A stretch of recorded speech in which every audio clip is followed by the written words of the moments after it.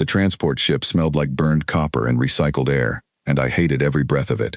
I sat in the small passenger pod with my forearms folded tightly across my chest, watching the stars streak past the oval window like white scratches on black glass. I had not slept in 2 full planetary rotations.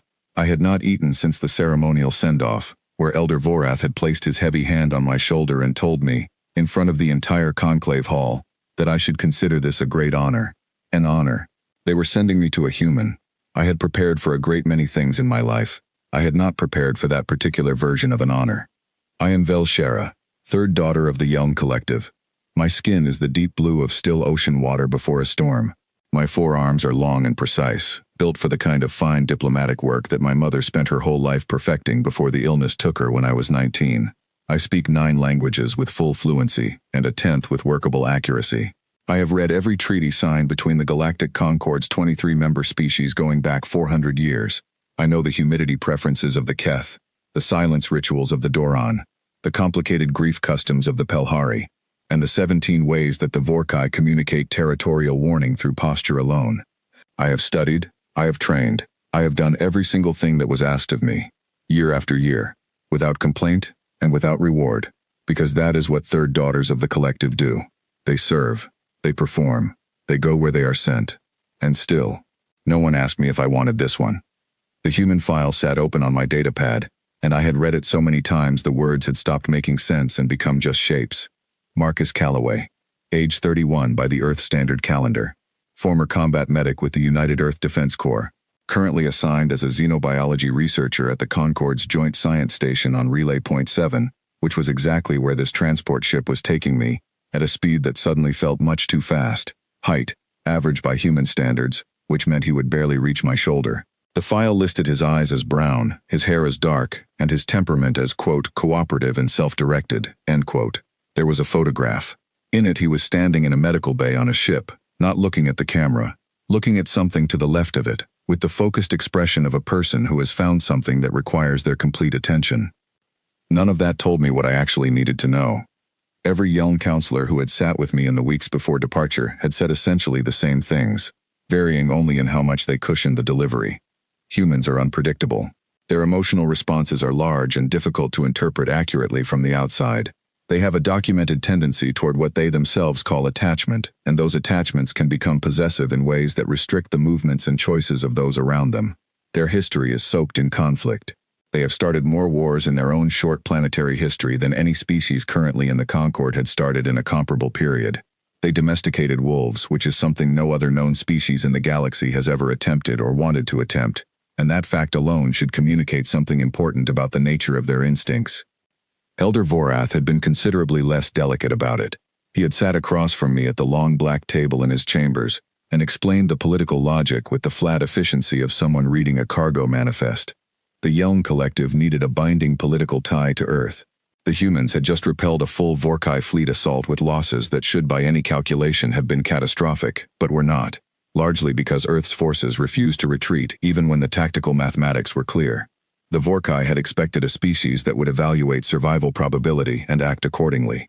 They had expected rational self-interest. Instead, they encountered something that simply did not stop, not for odds and not for pain and not for logic.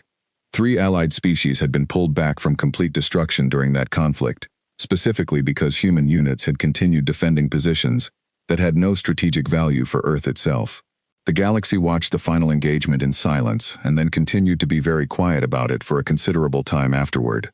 The Conclave wanted that quality directed toward friendship rather than left to chance, so they offered Earth a bond marriage alliance, and they selected me, because I was available, and because I was trained, and because no one thought to inquire whether I had any particular feelings on the subject. I kept returning to the photograph of Marcus Calloway. He was not posing in it. He was not performing awareness of the camera. He was simply standing in that medical bay looking at something that had his attention, and his expression was one I had seen before, not on powerful people or territorial people or people who expected to dominate a room, but on researchers, on translators, on people who spend their days trying to understand something correctly. It was the expression of careful, genuine interest. I told myself it meant nothing. I was very firm about this. The transport slid into Relay Point 7's docking ring with a mechanical thud that traveled through the floor into my feet, and I stood. straightened my formal travel robes, settled the translation bead into my ear canal, and reminded myself very clearly that I was a diplomat's daughter. I had sat in rooms with Keth negotiators who referred to Yeln females as decorative fixtures in front of their own delegation, and expected me to continue translating without reaction. I had managed that. I could manage one human on one space station for however long the conclave's political arrangement required. The docking corridor was long and slightly too warm, and smelled of station recycled atmosphere and something metallic underneath it. 3 station staff waited at the far end, 2 Pelhari technicians in the pale green uniforms of Concord Environmental Services, and 1 human in a dark blue station uniform holding a data pad at his side. He was reading something on the pad. He did not look up when I walked in. The Pelhari staff bowed in the Yeln fashion, which I acknowledged with the formal 3-fingered response that my training had made automatic. The human looked up. Brown eyes, exactly as the file had said. He was exactly as short as the file had described, which was to say he stood at a height that would require me to look slightly down to meet his gaze, which felt immediately strange because I was not accustomed to situations where that was true. He said something in English first, quick and quiet. My translation bead caught it as an apology for the corridor temperature. The climate controls on this level were running high, and he had already submitted a correction request that morning before my arrival. Then he switched to Yeln. His pronunciation was genuinely bad in several specific ways that I would spend the next week cataloging automatically. But what he was attempting to say was, I did not choose this either. Did you? He was looking at me while he said it. Not in the assessing way that Elder Vorath looked at me, the way you look at something you are calculating the use of. He looked at me the way you look at someone when you are asking a real question and are honestly prepared to receive a real answer. I said nothing. My throat did something unexpected that I chose not to examine. The Pelhari technicians excused themselves with professional efficiency. It was just the 2 of us in the warm corridor with the station's ventilation systems humming at a frequency I could feel more than hear. Marcus Calloway tucked his data pad under one arm. He did not step closer to me. He did not reach out a hand in the human greeting gesture that I had read was standard. He appeared to already know that was not appropriate for a Yeln first meeting with a stranger. He said, in English, his voice level and ordinary, I had them set up 2 separate rooms. You can see both and decide which one you want. I did not want to just assign you one. I looked at him. I also was not sure what you ate, he continued, so I put in a request for the standard Yeln nutritional catalog and stocked roughly half of it.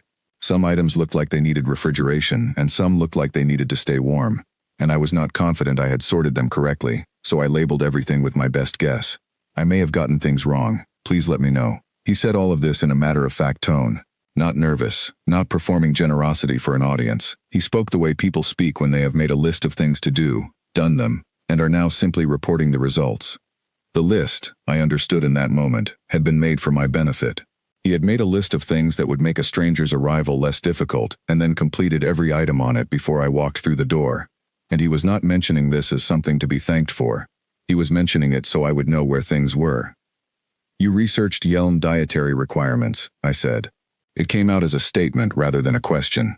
I have been doing a great deal of research, he said, and something in his voice was very carefully even. The quality of someone who is choosing their words with deliberate restraint. It seemed like the minimum reasonable thing to do. He reached down and picked up a small bag from near the corridor wall that I had not noticed until this moment. He held it toward me. This is a welcome kit. The station puts together a standard one. I added some items. There is a list inside. I took the bag. I did not open it while he was watching. He walked me to the shared quarters. He pointed out the climate control panel, the nearest medical bay, the station's observation deck schedule, and the fact that the relay nebula was particularly visible on low-signal mornings from the south-facing observation windows. He offered this information without requiring any response from me, not filling the silence nervously, but simply being useful within it, offering what seemed relevant and stopping when it did not. The quarters were 2 connecting rooms with a shared common area between them. One room was noticeably larger. I waited for him to tell me that room was his. He said, "Which one do you want?" I chose the larger one. He nodded exactly as a person nods when a decision has been made, and it is a perfectly acceptable decision. Then he picked up my travel case and carried it to the door of the larger room without being asked, set it down and stepped back. That night I sat on the sleeping platform with the welcome bag open on my lap. The station items were standard: access cards, an orientation guide, a map. But beneath them were the additions. A small sealed jar of heated Yeln sea salt, which is used in nearly every traditional Yeln preparation, and is nearly impossible to source outside the collective. A card with the station's emergency communication protocols translated into formal Yelm script. A hand-drawn map on paper, slightly crooked lines and imprecise measurements, showing which corridors had optimal humidity levels for Yelm physiology, with small English notations he had not run through a translation device. At the bottom of the bag was a folded piece of paper. He had written, in plain, careful English, "I know neither of us chose this. I do not know what it becomes, but I would like to figure that out without making anything harder for you than it already is. So please tell me if I get something wrong." I sat with that paper for a very long time. Outside my window, the Relay Nebula was burning pink and gold in the dark, the way it apparently did on clear signal nights. I had been told to fear the human. I had believed every warning. I had boarded this transport ship carrying a carefully constructed certainty that the person waiting at the end of the journey would be the most difficult thing I had ever had to manage. He had labeled my food. He had drawn me a crooked map. He had asked me which room I wanted. I folded the paper and placed it in the inner pocket of my travel robe, where my people carry things they intend to keep. Then I turned off the light and lay down, and for the first time in 2 full planetary rotations, I slept. I spent the first week watching him the way I had been trained to watch diplomatic counterparts, quietly, systematically, noting behavior without drawing conclusions until the data was sufficient. It was the most disciplined exercise I had attempted in months, not because watching was difficult, but because what I was watching kept producing results my prior conclusions had not anticipated. Marcus Calloway was an early riser. He was operational before I was most mornings, moving through the common area with the quiet efficiency of someone who had spent years in environments where making noise was a professional liability. He made coffee in a small metal device that produced a sharp, rich smell I found unexpectedly agreeable, even though I had no interest in the beverage itself. He drank it standing at the window, looking at the nebula, and he finished it before he did anything else. Every morning, without variation. There was something in the consistency of it that I found, without fully understanding why, reassuring. Then he worked. He sat at his research desk for hours at a stretch, communicating in a low voice with his computer system, reviewing files, making notes in his own handwriting in a small physical journal that he kept beside the desk. He ate when he was hungry, without ceremony or announcement. He played music occasionally through a small personal audio device, never loud enough to cross into my workspace, and when I came into the common area he would adjust it lower without being asked, without making eye contact or indicating that the adjustment was something I should acknowledge. He never once asked me what I was doing. In the Yelm Collective, a bond pairing restructures daily existence around mutual accountability. You coordinate schedules. You account for your time and movements as a basic matter of household courtesy. You are, by cultural expectation, always somewhat visible to each other, always somewhat known. I had anticipated that Marcus would impose some version of this, that his version of domestic life would involve a kind of monitoring, a constant awareness of where I was and what I was doing, the kind of attention that feels like interest but functions like surveillance. Instead, he moved around me in the common area as though I were a colleague he respected, offering a neutral greeting when our paths crossed, and then continuing about his business as if my presence were simply one pleasant feature of the space he occupied, and not a subject requiring management. On the 3rd day I discovered the humidity adjustment. Yelm gill slits, the 3 thin lines running along our necks, require an atmospheric humidity between 65 and 70%. Below that range they become uncomfortable in a way that is difficult to describe to species without them, a persistent tightening that makes every breath feel slightly insufficient. Below 60%, the discomfort becomes genuine pain. The station's standard atmospheric setting was 58%, optimized for the majority of species in the station population. I had known this before I arrived. I had prepared myself to endure it. On the 3rd morning I noticed my gill slits had stopped pulling tight. I stood still in the middle of my room and breathed deliberately for several seconds to confirm what I was sensing. Then I checked the wall environmental panel, 67%. I found Marcus at the coffee hour, which was the window of time when he seemed most naturally receptive to conversation.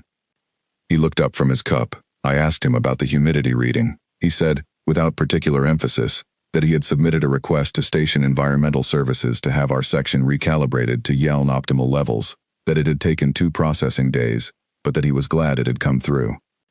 I asked him when he had submitted the request. He told me the day I arrived. He had noticed within hours of my arrival. He had taken action immediately. He had never mentioned it, not as a kindness, not as a favor, not as something to be acknowledged or appreciated. He had done it because it needed to be done and he had the access to do it. I went back to my room. I sat on the edge of the sleeping platform. I did a great deal of very careful thinking.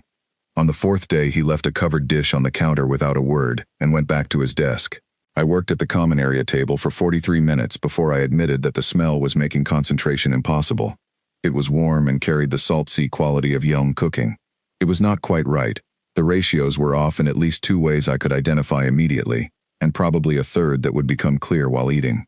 But the sea salt was the Yelm variety from the jar in the welcome bag, and it had been made with real research and real effort, and no one had made food specifically for me since my mother was alive. I washed the dish and placed it back on his side of the counter. I said nothing about it. He said nothing about it. We continued in this way. On the 5th day, I made an error of assumption. I had claimed a small workspace for private meditation, which for Yelm involves complete stillness and controlled breathing for a minimum of 40 minutes and ideally longer. I had placed a folded cloth across the entry threshold, which is the Yelm household signal for this space is occupied and this door should not be opened. I had assumed Marcus, given the thoroughness of his preparation, would know this. He did not know this signal. He opened the door, registered that I was inside in a position of stillness, and immediately said something startled in English that my bead rendered as, sorry, I did not see, and he stepped back and closed the door again instantly. I hissed. It is an involuntary Yelm reflex, a threat response sound that the body produces when a boundary is suddenly crossed. It is not something I can choose not to make. Marcus went completely still on the other side of the closed door for a moment. Then he said in careful and slow Yelm that he was sorry, that he had not understood the threshold marker, and that he would learn its meaning right away. Within the hour he had placed a small handwritten note on his side of the common area door. I saw it when I came out. It was written in English and Yelm together, clearly composed with the help of his translation device, explaining to himself what the folded cloth signal meant and when it applied. It was a reminder he had made for himself. It was not addressed to me. It was not an announcement. It was simply a person who had made a mistake writing it down so he would not make the same mistake again. I stood in the corridor and looked at that note long enough that it would have been embarrassing if anyone had been watching. The second week I stopped cataloging his behavior with the deliberate distance of a diplomat and started paying attention with something that had no professional name. His xenobiology research was meticulous in a way that I had not expected from a person whose primary training was medical. He kept records that cross-referenced observations with prior literature, and when he disagreed with a prior conclusion, he wrote out his reasoning in full before revising anything, as if he owed the original researcher the courtesy of a proper argument. In one of his open journal pages, visible from the angle where I was working at the table, I saw a line he had written to himself, "Got this wrong completely last week. The Pelhari heat flush response is not distress signaling, it is comfort signaling. This is an important difference and I should have caught it sooner." He was correcting himself. For himself. No one was grading him. No one would have known if he left the error in place. He was correcting it because being accurate mattered to him, and because getting it wrong had consequences for how the Pelhari were understood by everyone who read his work, and that consequence was enough reason to fix it regardless of whether anyone was watching. I had spent 23 years in diplomatic service, and I had met a great number of careful, intelligent, thorough people. I had not met many who were also quietly honest with themselves. It is a rarer combination than it sounds. On the 12th day, the wasting shiver found me. It is a Yelm fever that most adults experience once, and it is not dangerous in the way that dangerous usually means. What it does is climb. The body temperature rises for 3 cycles, drops sharply, climbs again. The joints ache in a deep, specific way that is difficult to find relief from. Sounds become too sharp, light becomes too present, and the emotional regulation that Yelm physiology normally maintains with reasonable stability simply stops maintaining itself for the duration. You feel everything more than you can reasonably manage. You become raw in a way that our culture considers intensely private.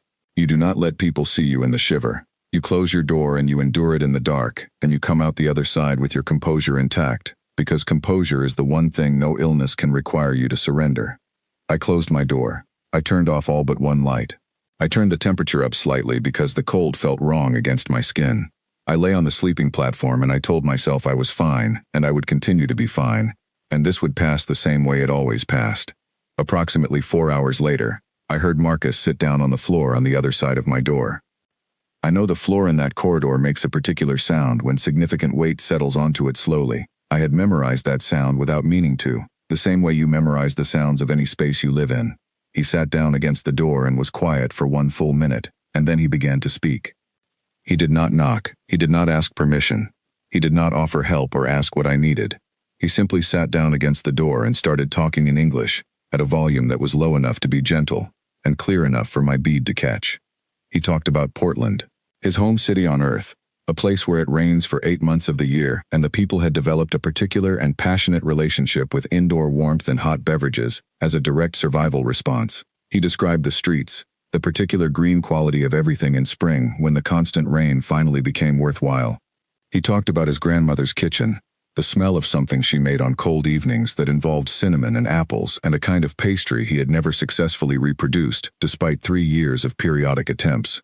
He talked about his sister, 3 years younger, who had learned to ride a bicycle before he had, and had never fully let him forget this injustice.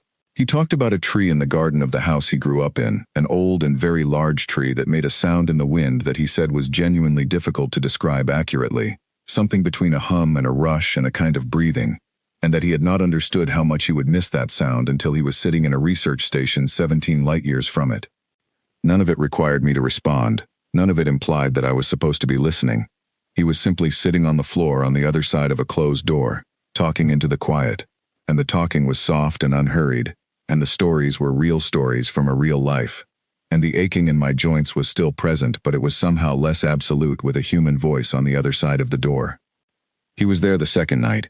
He was there the third morning, talking again, different stories, same quiet voice. When the shiver broke and I finally opened the door, pale and unsteady and deeply embarrassed to have been witnessed in any of this even through closed wood, Marcus was in the kitchen. He heard the door and looked up without making a production of it. He did not comment on the 3 days or the closed door or any of it. He handed me a cup of something warm, sea salt and an herb I recognized from the commissary, and said quietly that he hoped I was feeling steadier. I sat at the counter because my legs were not yet reliable. I asked him, after a moment, why he had sat outside the door. He considered the question genuinely, the way he considered most things, without immediate response, giving it the time it deserved. Then he said, "You sounded less alone when I talked." It was the most specific and attentive thing anyone had said to me in years. He had not done it to be helpful in a general sense. He had done it because from his side of the door the silence had seemed too heavy for one person to carry, and talking had been the only available tool, and so he had used it, without calculation, without requiring acknowledgement, because it seemed like the right thing and there was no one stopping him. I told him it was illogical. He looked at me with something warm and unguarded in his expression and said, "Probably." I drank the warm liquid. He returned to his research. The station continued its ordinary business around us. That evening I noticed the plant, the small yelm flowering plant I had brought from the collective and placed on the kitchen counter on my first day. A plant I had not mentioned to him and had not asked him to water, had been watered. Correctly. The soil moisture was exactly right. I had been ill for 3 days and incapable of caring for anything, and he had looked up what it needed and taken care of it without a word. That was the moment I understood what I had been failing to understand for 12 days. I had been told that humans were dangerous because they formed attachments. What no one had explained, what every file and every counselor and every elder had somehow entirely missed, was the specific quality of those attachments. The danger was not possessiveness. The danger was not aggression or dominance or any of the things I had been warned to prepare for. The danger was this. It was a person who noticed when your gill slits were uncomfortable and fixed it on the first day. It was someone who sat on a floor for 3 days and told you stories through a closed door because you sounded too alone in the quiet. It was a watered plant and a crooked map and a note written to yourself so you would not repeat a mistake that hurt someone else. The danger was that it was going to become very difficult to keep my distance from someone who was not asking for anything, except the chance to make things a little less hard. And I was not at all certain anymore that I wanted to keep my distance. The only thing I was certain of, sitting alone in the kitchen that evening looking at a perfectly watered plant, was that I had arrived on this station carrying the wrong picture of something important. I had been given a file and a set of warnings and a set of fears, and none of them had accounted for this particular human, who had spent his first day adjusting my atmospheric conditions and writing me a paper that said he wanted to figure out what came next, without making anything harder for me than it already was. I took the plant and moved it to a spot with slightly better light from the window. Then I went to bed, and for the second night in a row I slept without difficulty, which had not been a reliable thing in my life for quite some time.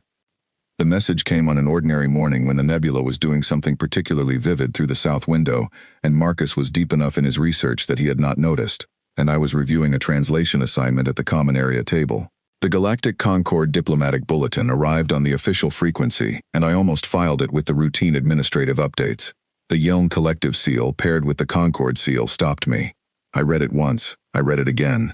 I placed the datapad face down on the table and sat very still for 30 seconds while I converted the immediate response into something that resembled composure. Elder Vorath was coming to Relay Point 7. He would arrive in 4 days with a delegation of 2 attendants. The stated purpose was a review of the bond arrangement's operational status. I knew that language. I had grown up inside that language. Review of operational status was what the conclave said when someone had already decided something and was arriving to execute the decision in person, in a controlled setting, with the legal architecture already prepared. I told Marcus at the coffee hour because it was the time when difficult conversations were most navigable, and also because I did not have a better plan. He set his cup down. He did not look alarmed in the way I had expected. He looked focused, which I was beginning to understand was what focused looked like on a human face, a quality of settling in rather than the display of concentration that Yeln faces produce. He asked me what I knew. I told him everything in the message, and then I told him what the message had not said, which was everything I knew from experience about what this kind of visit meant. I told him about the Keth tradehouse lord named Saren, who had spent 2 years seeking a Yeln bond partner for reasons that had entirely to do with political positioning, and nothing to do with anything I would choose to call reasonable. I told him what I knew about Keth domestic arrangements for female bond partners. I described what the collective called serenity conditions, which was the formal term for environments designed to restrict the movement and independent activity of Yeln females in Keth households. Other species used other words for this. I used the words carefully because the thing they described was not careful. Marcus listened to all of it. He did not look away. He did not interrupt or try to redirect me toward a more comfortable version of what I was telling him. When I finished, he was quiet for a moment. Then he said, "I will need a few days to prepare." I asked what he meant. He said, "Let me work." I did not understand what he was preparing until the morning of Elder Vorath's arrival. The delegation came off the docking ring with the practice ceremony that conclave visits always carry. The layered formality worn like a garment over something harder underneath. Elder Vorath was tall for a Yeln male, broad-shouldered, gray with significant age, and he had the specific quality of presence that accrues to people who have spent decades making decisions about other people's lives without facing consequences for those decisions. He moved through the station corridor with an authority that the space seemed to absorb without argument. His 2 attendants arranged themselves precisely, professionally invisible. We met in the station's formal meeting chamber. Marcus was already there when we arrived, standing near the window, a datapad held loosely at his side. Elder Vorath looked at Marcus with the particular variety of dismissal I recognized from years of diplomatic work, the glance that measures something briefly and finds it beneath the threshold of engagement. He addressed me. He told me the conclave had conducted a thorough review of the arrangement and found its initial stage satisfactory, and that there was a significant development regarding the ongoing expansion of Concord Alliance frameworks, and that an exciting opportunity had been identified for my continued contribution to those frameworks. He described the Keth offer as though it were a professional advancement. He used the formal Yeln word for reassignment, which is the same word used for transferring a document from one filing system to another. He spoke for 7 minutes and did not look at Marcus during any of it. When he finished, he finally turned to Marcus with the tight, professional expression of a person extending a courtesy they consider unnecessary, and said that he assumed the human had no objection given that this was a matter of collective governance. Marcus picked up his datapad from the table beside him. He said in English, which his translation device rendered into clean formal Yeln in real time, "Actually, I have a great many." Elder Vorath's expression held its configuration, a trained response I recognized from years of watching diplomatic professionals manage surprise. Marcus held the datapad but did not consult it. He said, "I want to start with the Galactic Concord Charter, Article 9, Subsection 3, which addresses the rights of individuals in formally registered interspecies arrangements. The relevant language is here." He recited it, precisely, from memory. Article 14 addresses the conditions under which third-party governance bodies may exercise jurisdiction over registered Concord arrangements, and specifically outlines the consent requirements for any modification to standing agreements. I would also direct your attention to Article 22, which concerns the protection of individual agency in arrangements that cross governance jurisdictions. Elder Vorath said that conclave governance superseded Concord Charter provisions in matters of internal species arrangement. Marcus said, "In most circumstances you would be correct. However, the Yeln Concord Integration Treaty of 4 years prior contains a provision in Section 7 that was specifically negotiated to address arrangements crossing governance boundaries. The consent clause, I believe the Conclave legal team will recall its negotiation, as it was introduced by the Yelm Reform Delegation rather than by any external party. The attendants exchanged a look that they managed very quickly. Marcus continued. He cited the Framework Harmonization Clause of the Joint Species Governance Act, which he connected to 2 human constitutional precedents on voluntary contractual agreements in a chain of legal reasoning that was precise enough that I followed every step and found no flaw in any of it. He cited the independent review provision of the Concord Individual Rights Declaration. He cited the procedural requirements for any modification to a standing bond arrangement under current Concord administrative law, which required documented consent from both parties before any external petition could be received or processed. Then he said, I also want to address the law of the given word. Elder Vorath went very still. The law of the given word is ancient Yelm law, older than the conclave by several centuries. It states, in the archaic legal language of the early collective period, that no Yelm female may be reassigned from a standing bond arrangement without her spoken consent, given before witnesses who are not affiliated with either governing party to the arrangement. It has never been formally repealed because it predates the current legal framework entirely, and sits in a category of foundational law that the conclave has always preferred to leave unexamined. Marcus cited it by its full archaic title in the original Yelm legal terminology, with correct pronunciation of the archaic forms, and he recited the relevant passage in its entirety. The room was very quiet. He moved from there to the diplomatic consequences. He outlined them without theatrics, simply mapping the landscape accurately as one maps terrain. The scheduled ratification vote on expanded human participation in Concord governance, the 3 pending trade agreements in which the Yelm Collective held significant commercial interest, and the broader question of what a forcible reassignment would communicate to the 11 other species currently observing the outcome of this arrangement, as a reference point for their own potential cross-species agreements.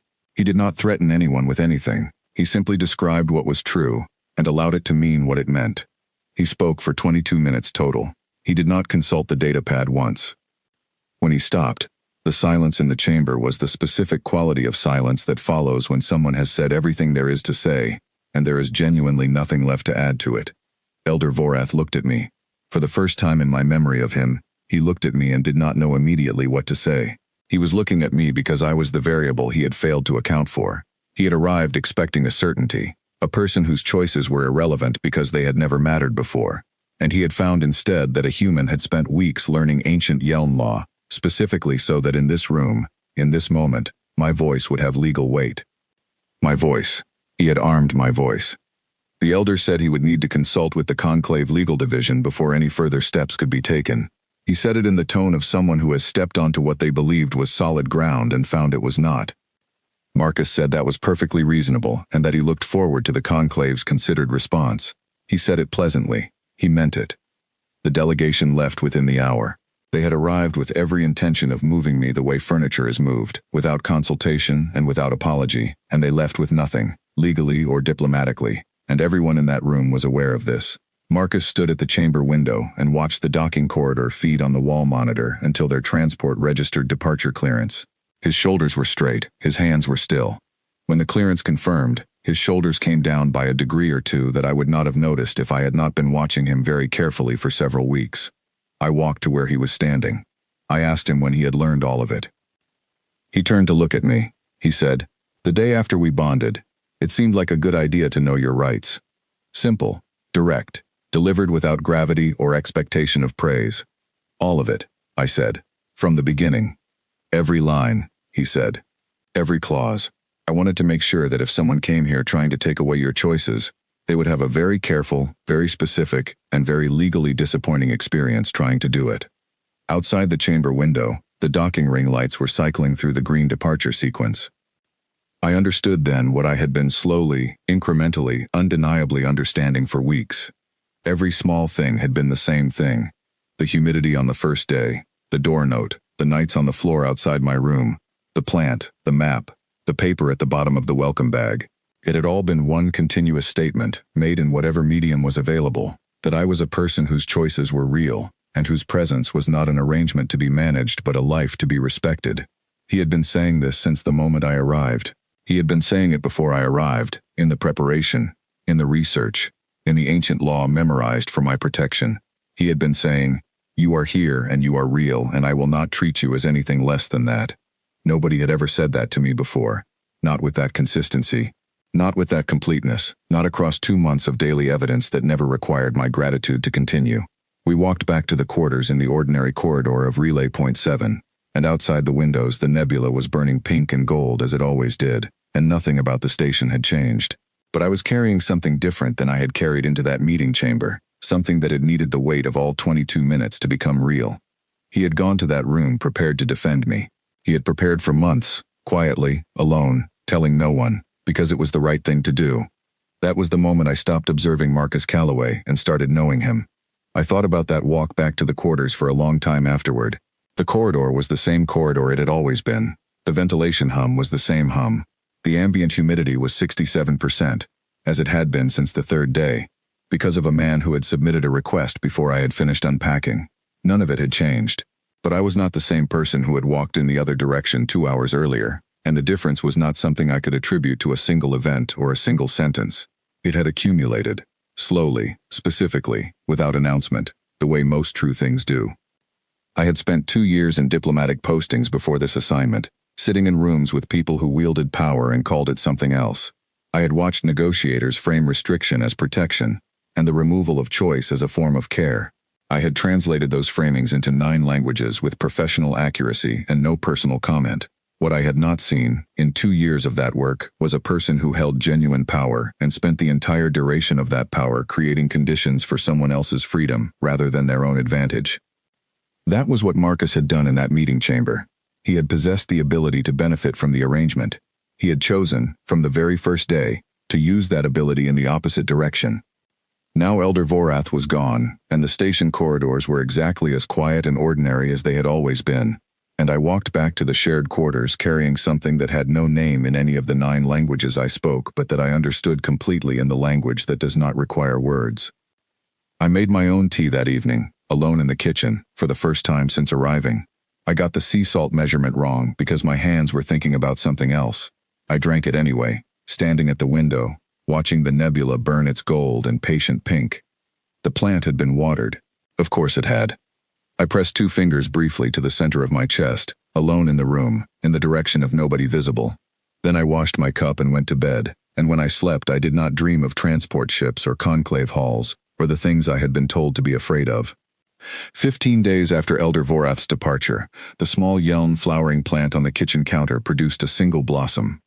It was pale gold, slightly lopsided, and should not have been possible given the atmospheric constraints of a space station kitchen. But Yelm flowering plants are stubborn in a way that has more to do with biochemical persistence than with any romantic interpretation, and this one had apparently decided that 67% humidity and regular watering were adequate grounds for optimism. I stood at the counter in the early morning and looked at it for longer than the situation required. Marcus came in for coffee, saw me standing there, saw the flower, and said simply, "Oh good." Then he made his coffee and went to stand at the window, and we stood together in the quiet common area watching the nebula do something particularly unhurried in the low signal light. I had been thinking for 15 days about how to say certain things correctly. I am not naturally suited to direct disclosure of the kind that has no diplomatic framing around it. Young communication in formal and semi-formal contexts is built on implication and gesture, and the carefully curated space between what is said and what is understood. But I had been watching a human for 2 months, and I had come to understand that sometimes the direct approach is not merely acceptable. It is the kinder option. It costs less and it gives more.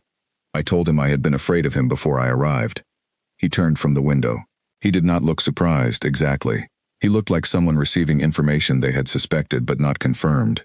I told him everything, the counselor sessions, the files, the transport journey with the same paragraph read repeatedly, until the words stopped meaning anything. I told him that I had arrived prepared to manage a difficult and potentially threatening situation, and that I had kept every emotional door shut with both hands, because I genuinely believed that opening any of them would be the kind of mistake I would not recover from easily. I told him that the warnings had been thorough and consistent and delivered by people I trusted, and that none of them had turned out to be describing him. He was quiet for a moment, then he said, "I was afraid too." This was not what I had been expecting. He told me about his pre-assignment briefing.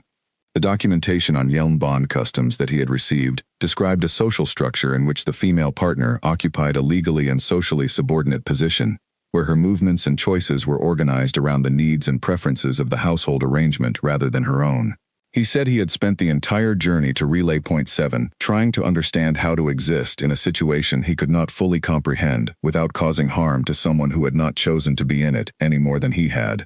He said the pasta outside the door on the first evening was because he had not known whether I would want to share a meal or prefer to eat separately, and leaving it at the door had seemed like the option that preserved the most choice for me, but that afterward he had lain awake for a portion of the night wondering if it had been patronizing rather than considerate. He said this in a flat, honest tone, not performing vulnerability but simply being accurate about what had happened. I told him it was not patronizing. I told him it was the first time in my adult life that someone had created space for me to make a choice without requiring me to make the right one. He looked at me. The expression on his face was open in a way that human faces appear to manage without great effort, and Yelm faces are not particularly designed for. It was something close to recognition. We sat at the counter that morning for close to 2 hours. I talked the way I had not talked with another person since before my mother died, without calibrating what was safe to share or appropriate to express, without constructing a diplomatic version of myself to present instead of the actual one. I told him about growing up as the third daughter of a third daughter, which in the collective means you are educated to serve the conclave's priorities with complete professional grace and zero personal expectation. I told him about learning languages as a child, how the first time I successfully translated between a Doran speaker and a Keth speaker at the age of 12, I had felt something open in me that I did not have words for yet, and that I had spent the rest of my life trying to sustain.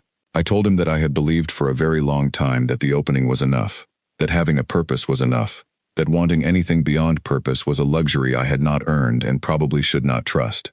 He told me about the field surgery tent on the Vorkai front. 6 months of working with supplies that his training manual specified were insufficient for the procedures they required, using solutions that his instructors would have called improvised and that he called the only available option. He told me that one of the patients he treated during that period was a Vorkai soldier, wounded in the same assault that had damaged his unit's position, and that he had not paused or deliberated before beginning treatment. I asked why.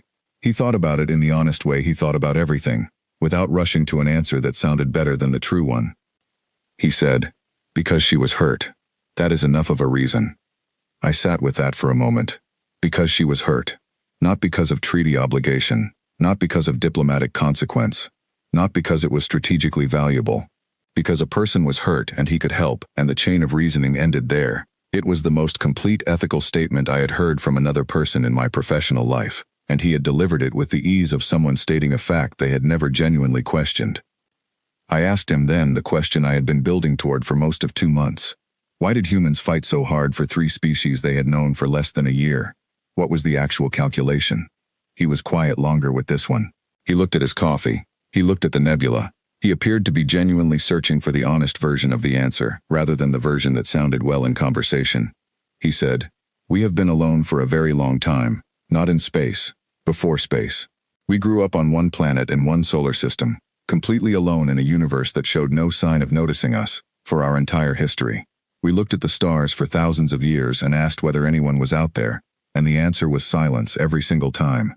That does something to a species over the long term. It shapes the way you think about your own significance." He paused. Outside the window, the nebula drifted, patient and unconcerned. He said, "When we finally got out here and found that the universe was full of everyone, I think a large number of us were terrified. Not of the species we met, of the question of whether we had arrived too late, or whether we were too much, or whether there was a version of all of this in which we did not actually belong, whether we would get to the stars and discover that nobody needed us." He looked at me directly. His eyes were the color of warm earth and good light. He said, "So when the Vorkai came for those 3 species, maybe the rational choice was to protect Earth's borders and let the political situation develop as it would.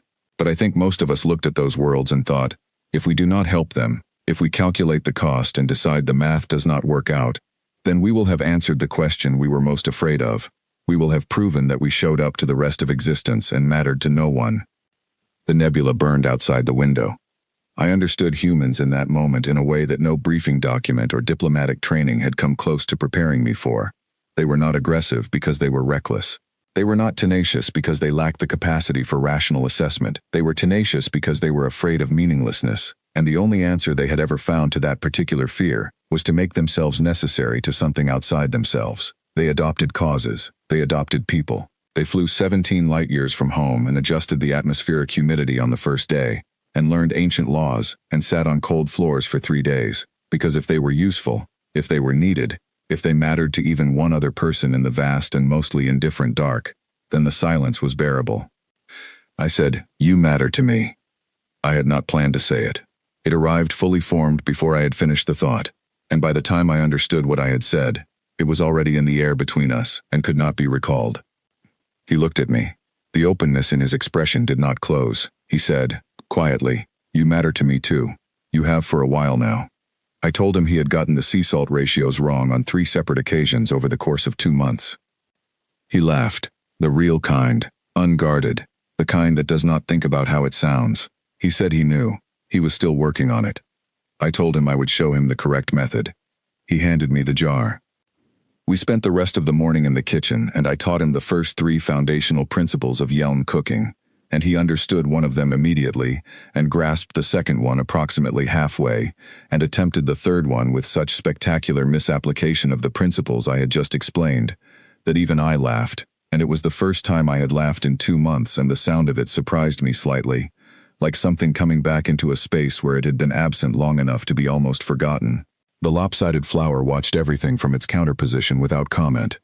That afternoon I moved some of my reference materials to the common area table, not as a statement, simply because the surface was better for the kind of translation work I was doing. Marcus noticed and shifted his own research notes slightly to create more room, without discussion or ceremony. That evening, after we had eaten at the counter without making it a production, I asked him to show me the hand signal for thank you in the English coastal dialect his family used. He showed me, 2 fingers pressed briefly to the center of the chest. His grandmother had used it, he said. She had called it the short version of putting your hand over your heart. I practiced it. He told me I had it exactly right. I kept it. It felt like something worth keeping, specific and real and belonging to a real person rather than a diplomatic file. I would not have been able to explain, at that moment, precisely when the arrangement had become something else. There was no single day I could have pointed to. There had been only the accumulated weight of many specific and consistent small things, each one unremarkable alone, and then one morning I had found myself looking at a lopsided flower on a kitchen counter, and understanding that the weight had become something permanent. That was, I thought, probably how the most important things happened.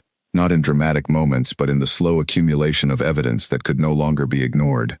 I had arrived on this station with a carefully constructed theory about what a person was. The theory was built from everything I had been taught and everything I had observed in 2 years of diplomatic work, that people were made of their interests, that kindness had utility, that attention was a form of currency, and that everyone, given sufficient opportunity, would eventually act in the direction of their own advantage. It was not a cynical theory, exactly.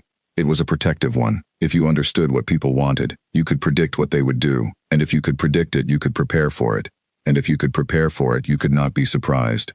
Marcus Calloway had been surprising me for 2 months. Not in the dramatic sense, not with grand gestures or declarations. He had surprised me in the accumulative way, the way a place surprises you when you come back to it after an absence and realize it has become familiar without your deciding that it should.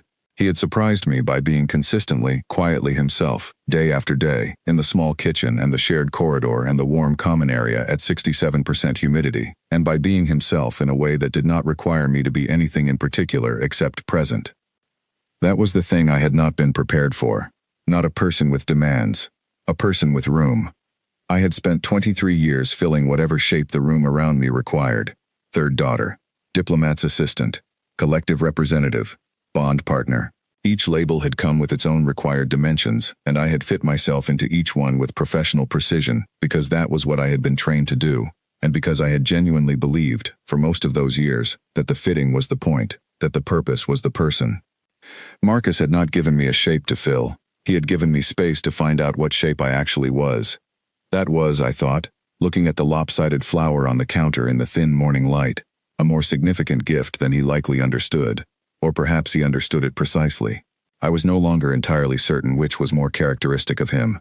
The dissolution notice arrived on an ordinary morning, formatted like every other Concord administrative update, and I nearly routed it to the low-priority queue with the maintenance reports and the station calendar advisories. The Yelm collective seal paired with the Concord seal in the header stopped me. I opened it. The Reform Accord had passed by majority vote across 14 Concord member species. It was the product of 3 years of sustained advocacy from species rights coalitions operating across 7 different governance jurisdictions, and its supporting documentation cited 11 specific cases of cross-species bond arrangements, contracted without individual consent as evidence of systemic harm, requiring legislative correction. Our arrangement was cited as case number 4. We had become, without either of us knowing, a reference point in a piece of galaxy-wide legislation. The practical consequence was straightforward. All cross-species bond arrangements contracted prior to the Accord's passage that lacked documented mutual consent were subject to a voluntary dissolution window of 90 days. Either party could initiate dissolution with a single signature. The arrangement would be legally concluded within 72 hours of filing. No diplomatic penalty, no political consequence to either party's governing body. I read the bulletin 3 times. Then I put the datapad down and sat with it. Marcus came in from the research corridor about 40 minutes later. His message system had notified him of the same bulletin through the Earth government diplomatic feed. I could see from the way he moved that he already knew. He set his bag down. He went to the kitchen. He came back with nothing in his hands, which was unusual, and he went to his desk and returned carrying a small folded set of documents. He placed them on the counter between us. Dissolution paperwork. Already formatted, already populated with the relevant case numbers and both our names and the legal references required under the Accord. He had prepared it ahead of time.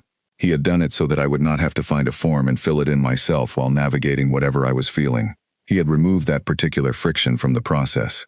He put the paperwork on the counter and went to the window with his coffee. His back was to me. His posture was very straight. He looked at the nebula and said nothing.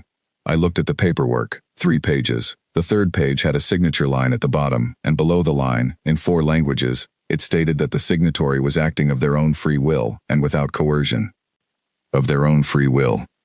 I left the paperwork where it was and went to my room. I want to be honest about what the next 3 days were. They were not a simple or elegant process. There was no single clarifying moment where everything resolved itself into an easy answer. What there was instead was 3 days of staying with the question in its full and actual weight, without rushing toward a conclusion that felt comfortable, without letting either hope or fear make the decision before I had made it. On the first day I made a list of legitimate reasons to sign the papers. Some of them were real. I had arrived here without choice, and whatever had developed in this space had grown under conditions of constraint, and it was honest to ask whether it would survive the removal of that constraint. Marcus deserved a future that was genuinely his, not a treaty obligation that had become agreeable. I deserved the same. The Reform Accord existed specifically so that people in my situation would have the option to choose differently. These were not trivial reasons. I wrote them all down. I looked at them. On the 2nd day I stopped making lists. I sat with specific memories instead, not because I was trying to argue myself toward a particular conclusion, but because I had started to understand that the question I was actually being asked was simpler than the one I had been answering. The question was not whether the arrangement had begun without choice. It had. That was true and would remain true. The question was what it was now, what it had become over 2 months of mornings and evenings and meals at the counter, over a crooked hand-drawn map and 3 days on a cold floor and ancient law memorized for my protection, over a lopsided flower watered every day without announcement. The days had not felt like a constraint for quite a long time. I had stopped experiencing them that way without marking the exact moment when that changed. On the 3rd morning I woke up and understood, calmly and without drama, that I was not afraid anymore. The fear that I had constructed so carefully before departure, the rigid, deliberate, entirely reasonable fear built from everything the counselors had said and everything the files had described, had dissolved so gradually that I had not noticed it leaving. What occupied the space it had taken up was not blind certainty. It was knowledge, specific, evidenced, accumulated knowledge about a specific person, built from 2 months of daily observation that I had conducted myself, without anyone's interpretation between me and the evidence. I knew what I was choosing. I knew why. The knowing was entirely mine. I went to the common area. Marcus was at his desk. He heard me come in and glanced up with the quick neutral acknowledgement that had become as familiar to me as the sound of the station's ventilation systems. Then he looked back at his work. I walked to the counter. The dissolution paperwork was where he had placed it. I picked it up. I walked 3 steps to the edge of the counter and I pushed it off. It hit the floor with a light, flat, entirely undramatic sound. Marcus went still. The specific quality of stillness that is not the absence of movement but the suspension of it. The kind that happens when a person has heard something they were not certain they were going to hear, and their body is taking a moment to confirm it. I looked at him. I said, "I have a complaint." He turned in his chair. He looked at me with an expression that was controlled and open in equal measure, both things at once, which should not have been possible on a single face, but which he apparently managed without difficulty. I told him that the tea selection in our shared quarters was completely insufficient and had been insufficient for 2 months, and that he had been the sole person responsible for its preparation for the entire duration of that period, and that this represented an unacceptable gap in the domestic operations of the space, and that he needed to correct this situation immediately by teaching me the proper method. He stared at me for 4 full seconds. Then Marcus Calloway laughed, not politely, not with restraint, the real and unguarded kind that fills a room and does not think about itself, the kind I had only heard from him once before and that I had been thinking about, without admitting to myself that I was thinking about it, several times in the days since. He stood up and went to the kitchen. I followed him. This is the detail I want to be precise about. I followed him into the kitchen. I had moved around that space before, for practical purposes, for food and for the plant and for water. But this was the first time I walked into it because he was there and I wanted to be where he was. That distinction mattered. It matters in the telling of it. He opened the cabinet above the heating unit and showed me the full tea supply. There were more options than I had known about, including 2 Yeln herbal varieties I had not realized he had stocked. He named each one. I corrected his pronunciation on one of them. He tried again and produced the correct sound. His expression when he got it right was the same expression I remembered from the night he had finally said my name correctly. Specific pleasure. The kind that belongs to a thing done properly rather than to an audience watching it done. He heated the water. He set out 2 cups. He asked which blend I wanted to learn first, and I pointed to the sea herb preparation, which is the foundational Yeln method. The first thing my mother ever showed me in the kitchen of our house in the collective when I was small enough to sit on the counter and watch her hands. He handed me the jar. He stepped back. He gave me the space to work, and I made tea. In the kitchen of a space station 17 light years from home, because I wanted to, because the paperwork was on the floor and the choice was entirely mine and I had made it clearly and deliberately, and I was going to make it every morning after this one too. I showed him the correct water temperature and the proper steeping time, and the exact reason Yeln sea salt goes into the preparation at a specific stage rather than at the beginning or end, which has to do with the way the mineral compounds in the salt interact with the herb compounds differently at different points in the thermal process. I showed him how to warm the cup before filling it, which has to do with the material properties of traditional Yeln ceramic vessels, and the effect of temperature gradient on how the herb releases. I told him considerably more than he had asked. He listened to all of it the way he always listened, without impatience or performance, fully present, as though learning how a person made tea was exactly as important as any other thing he had committed himself to learning correctly. Maybe it was. He got the temperature right on the 2nd attempt. I told him so. He pressed 2 fingers briefly to the center of his chest. Thank you. The short version of putting your hand over your heart. He had made that gesture his own over the weeks since I taught it to him, deployed it in moments of specific and genuine meaning rather than habit. I had noticed everything, which was the part that had taken me 3 days on a sleeping platform to fully accept and then, once accepted, felt like the most obvious thing that had ever been true about me. We drank our tea. The nebula continued burning outside the window in its patient, unconcerned way.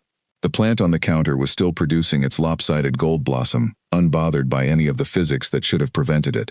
At some point Marcus said, in Yeln that was nearly entirely correct now, that the sea herb blend was genuinely very good, and that he suspected he had been making it wrong for the entire duration of his acquaintance with it. I told him he had been making it wrong for 2 months and I had said nothing because I was being extremely diplomatic. He looked at me with that expression, the open, careful one that made human faces seem like they had been designed specifically for conveying this quality of feeling, and he said, "Tell me the right way." So I did. I told him everything about it, the ratios and the timing and the temperature curve and the reason Yeln cooking warmed the vessel first, which connects to something my mother explained when I was 7 years old, about how you prepare a space before you put something precious into it, so the precious thing knows it is arriving somewhere ready. I told him more than the tea required. I told him because I had spent a great deal of my life not telling people things, keeping the things that mattered in the inner pocket of my travel robe, where they would be safe and private and mine alone, and I was finding, gradually and then more rapidly, that this was not actually the safest place for them. The safest place for them was somewhere they could be heard by someone who listened the way he listened. He did not interrupt. He did not offer his own version of the information. He let me tell him what I knew, and his attention was the specific quality of attention that makes a person feel that what they are saying is the most interesting thing in the room, not because of flattery or performance, but because it genuinely was, to him, at that moment, the most interesting thing. Outside, the galaxy continued its enormous and indifferent business. The conclave was somewhere writing memos about legislative adjustments. The Reform Accord was beginning the long process of changing other lives in other arrangements across 14 species, and dozens of stations and ships and planetary surfaces. Earth was still the strange and stubborn and feeling-forward species that had shown up to the rest of the universe afraid of being unnecessary, and promptly made themselves central to everything they touched. Here, in a small kitchen on Relay Point 7, a Yelm female was teaching a human how to make tea correctly. The lopsided flower was witnessing this. The nebula was burning, as it always did, in its patient gold and pink, entirely unconcerned with what was happening inside. He got the temperature right. He got the steeping time correct. He added the sea salt at exactly the right stage on the third try, and when the preparation was finished it was good, genuinely good, good enough that I told him so without adding any qualifications, which was not something I did easily or often. He looked at the cup in his hands with the expression of someone who has worked at a thing for a long time, and finally gotten it right, and is taking a moment to acknowledge that properly. I thought about the day I arrived on this station. I thought about the transport ship and the copper smell and the stars through the oval window and the datapad file I had read until the words stopped making sense.